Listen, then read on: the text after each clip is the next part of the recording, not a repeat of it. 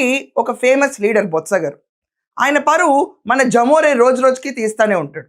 Heritage విషయంలో అవనండి, నిన్న పాదయాత్ర తరుణంలో ఆయన్ని ఏడిచారా ఏడిపించారా అన్న విషయం కూడా ఎవరికి క్లారిటీ లేదు. కానీ రాజశేఖర రెడ్డి గారి గురించి ఎంత బాధపడిన జమోరేకి సంబంధించిన బొత్స గారు ఒక్కసారి ఈ వీడియోని ఎలా మిస్ అయ్యారండి మీరు?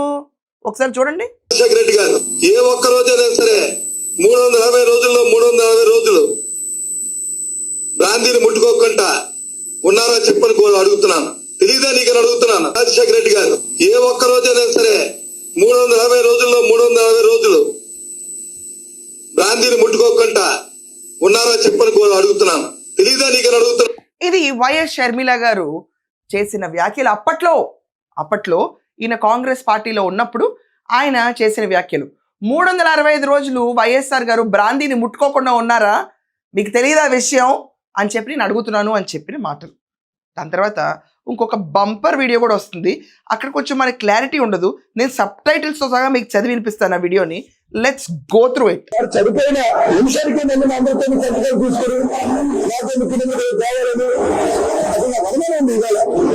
నిజంగా విజయం అడుగుతున్నట్టు నేను కూడా డిమాండ్ చేస్తున్నాను. గుడి మీద జరగాలి.